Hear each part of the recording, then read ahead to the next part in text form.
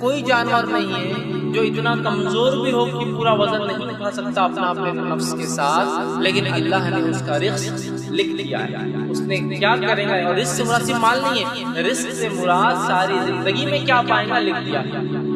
مال، دولت، اولاد جو بھی ہوتا ہے نا، اس کیڑے کا، اس مکوڑے کا، اس جانور کا بھی اللہ نے سب کچھ لکھ دیا ہے۔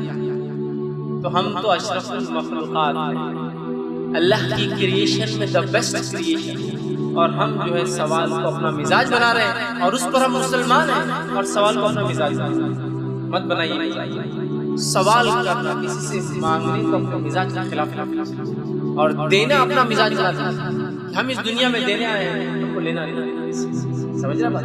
بحالت ضرورت، بحالت مجبوریاں مانگنا حلال ہے، جائز ہے، میں اس سے انکار نہیں کر رہا، لیکن جو بلا وجہ مزاج بنا لیا، سستی اور کاہلی کو اپنے نفسوں پہ طاری کر لیا نا، اور اللہ کی بانٹی کی نعمتوں پہ جلن حسد اختیار کر لیا، اس کو چھوڑنے کی ہمیں بہت سخت ضرورت ہے۔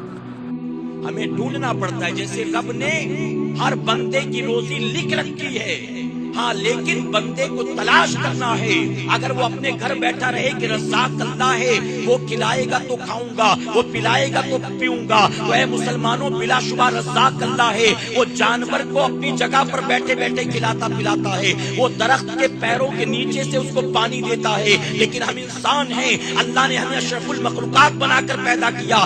اگر ہم اپنے گھر میں بیٹھے رہیں تسبیح لے کر، اگر ہم پہاڑ کی چوٹی پر چلے جائیں مصلی لے کر، اور ہم کہیں کہ ہم روزی روٹی نہیں کمائیں گے، ہم بوجھ نہیں اٹھائیں گے، ہم محنت مشقت برداشت نہیں کریں گے، ہم جو ہے رات کو جاگیں گے نہیں، ہم محنت کریں گے نہیں، ہم رزق تلاش نہیں کریں گے، تو یقیناً ہم بیٹھے بیٹھے بھوکے مر جائیں گے، اللہ ہمیں روزی نہیں دے گا۔ اے مسلمانوں، درخت کو چلنے کی صلاحیت نہیں دی رب نے، اس کے پیروں کے نیچے اس کی روزی کو رکھ دیا۔ جو جانور چل نہیں پاتے، اللہ ان کے منہ میں اس کی روزی لا کر رکھتا ہے۔ ہم اور آپ چلنے پھرنے کی صلاحیت رکھتے ہیں، ہمیں اللہ نے عقل و شعور دیا ہے، روزی یقیناً وہی دے گا، لیکن تلاش کرنا ہماری اور آپ کی ذمہ داری۔ کسی کو کوئی غم ہو، میں دعوے سے کہتا ہوں، گارنٹی سے کہتا ہوں، کسی بھی قسم کا دنیا کا کوئی غم لگا ہو اس کو، وہ کسی طرح ہمت کر کے رات کو تہجد میں اٹھے اور 2 رکعت تسلی سے پڑھ کے اللہ سے مانگے، تو دیکھے کہ اس کے دل کا بوجھ کتنا ہلکا ہو جاتا ہے۔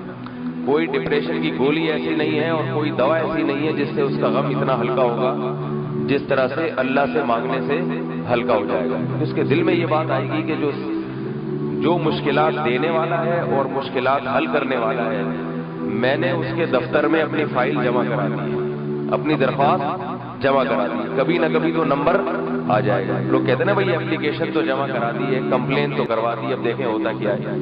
تو ہم تو دنیا کے دفتروں میں کمپلین کروا کے مطمئن ہو جاتے ہیں، حالانکہ اس میں 100% اس کا امکان نہیں ہوتا کہ آپ کی اپلیکیشن منظور بھی ہوگی۔ تو اللہ کے دفتر میں تو 100% امکان ہوتا ہے کہ وہ منظور ہوگی، البتہ اللہ تعالیٰ کے ہاں منظور کرنے کے طریقے مختلف ہیں، کسی کی فوراً منظور، کسی کی دیر سے بھی منظور ہوتی ہے، تو اس میں بھی انسان کو تسلی ہوتی ہے کہ بھائی میں نے درخواست جمع کرا دی ہے، اب اللہ تعالیٰ اس غم کو اگر بڑھا رہے ہیں، طول دے رہے ہیں، اس میں میرا فائدہ ہوگا، میں نے اپنے قواعد پورے کر لیے ہیں، ایک تسلی ہوتی ہے۔ اللہ نے دعا قبول کرنے کا وعدہ کیا ہے، اللہ اپنے وعدے میں چھپا ہوا ہے۔ دعائیں 3 اوقات میں قبول ہوتی ہیں۔ کتنے اوقات میں؟ ایک، جب بندہ اللہ سے کوئی دعا مانگتا ہے فوراً اس وقت ہو جاتی ہے۔ بندہ کہتا ہے اللہ میرے لیے یہ ویزا لگنے والا ہے، مجھے انٹرویو میں پاس کر، بندہ پاس ہوتا ہے، ویزا لگ جاتا ہے۔ اے اللہ اس امتحان میں پاس کر دے، بندہ امتحان لکھتا ہے، پاس ہوتا ہے۔ جب مانگتا ہے تب بتا دیا۔ دوسرا، جب بندہ مانگتا ہے لیکن اللہ کو معلوم ہے اس کے حق میں بھلائی کب ہے، تب دیتا ہے۔ بیٹے نے اپنے باپ سے 5ویں جماعت کے کہا بابا اسپورٹس بائک دلاؤ، کوئی ہمیں ایسا پیسے والا عقل مند باپ ہے جو دلائے گا؟ کوئی تکبر والا ایسا باپ جو اپنے 5 سال کے بیٹے کو دلا دے گا؟ کیوں؟ پیسہ نہیں ہے، کیوں نہیں دلا رہا؟ کیونکہ باپ کو اس کے تجربے سے معلوم ہے بچہ معصوم ہے، اس کو پورا شوق کھول کے دے سکتا ہوں گاڑی کا، لیکن اگر آپ دلایا تو میرے بچے کی جان کو نقصان ہے۔ رب آپ کو آپ سے زیادہ جانتا ہے، اس کو معلوم ہے، اگر اب دوں گا بندہ تباہ ہو جائے گا۔ اللہ کے نبی نے کہا جب اللہ سمجھتا ہے بندے کے حق میں بہتر ہے تب دیتا ہے۔ ہماری بیویوں کے پاس ایک جملہ مشہور ہے، اللہ کا तक तू बेसब्री है। अल्लाह का ना देर है ना देर है, हर चीज वक्त पर करता है। समझे कि नहीं समझे? बोलेंगे अब से अल्लाह का देर है देर नहीं है, ये बोलना मैं बेसब्रा हूं। अल्लाह का ना देर है, अल्लाह हर चीज वक्त पर करता है। तीसरा ये बोल, तीसरा वक्त नबी ने कहा कि बंदा मांगता है यहाँ तक कि उसे इस दुनिया में मौत आ जाती है, लेकिन वो चीज अब ये बंदा क़यामत में उठा दिया गया। बंदे ने अचानक देखा कि नेकियों के पहाड़ खड़े हैं उसके सामने। बंदा खुद अचानक पड़ गया। अल्लाह ताला किसी का हक मार के किसी को नहीं देता, इंसाफ करता है।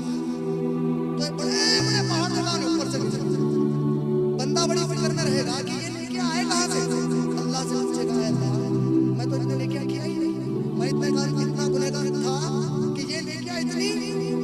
अल्लाह कहता है अपने बंदे से, ऐ मेरे बंदे, याद है दुनिया में तूने मुझसे ये दुआ मांगी थी, याद है ये दुआ मांगी थी, ये दुआ मांगी थी, मैंने दुनिया में नहीं दिया लेकिन मुझे यकीन था कि मैं दे सकता हूं। आज मैंने उसके बदले में